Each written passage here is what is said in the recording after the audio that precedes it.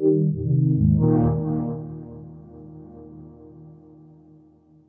okay, so my name's Phillip Ring, Executive Producer at TT Games, here showing LEGO Marvel's Avengers at Gamescom 2015. So what are you guys showing new here? So we've actually got some brand new content we're showing here for Gamescom. We're showing a brand new environment. We're actually at Barton Farm. So Barton Farm is part of the Age of Ultron storyline. It's kind of where Hawkeye has his family and the kind of Avengers hide out.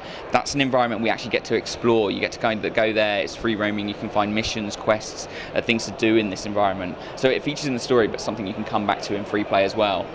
On top of that, we're also showing some and revealing some brand new characters. So we've got people in there like we've got Thor, but it's Jane Foster. So we're really kind of up to date with what's currently happening in comic books. We've got other people in there like we've got the unbeatable Squirrel Girl. So Squirrel Girl's making a return, but it's a kind of new version.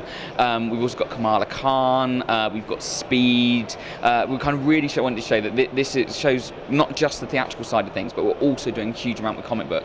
We actually have over 100 characters in this game, which are brand new to a LEGO title. So that's 100 characters you've never played before in a LEGO game. So if you played the last LEGO Marvel title, you can come to this one and there'll be brand new content for you to see and explore. What role have advances in technology since that last LEGO game played and what you guys can do in this game? Sure.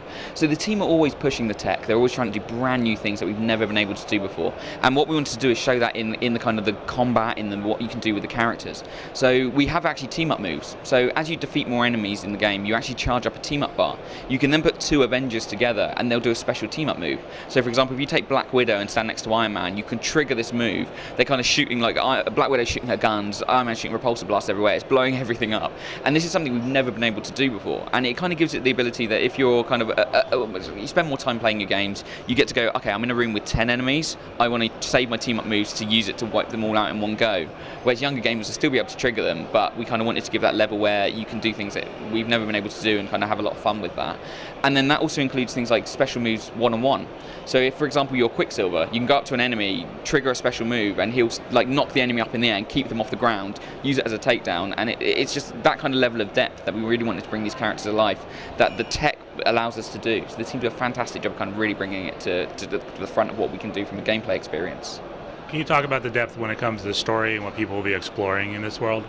Sure, so from a story perspective, we're actually going to tell the whole of the Avengers, as well as the whole of Age of Ultron. We actually have some other theatrical content, and then there's a huge amount of comic book content in there as well. So the main story arc really does follow the Avengers and kind of the Age of Ultron and kind of everything you see from a theatrical point of view.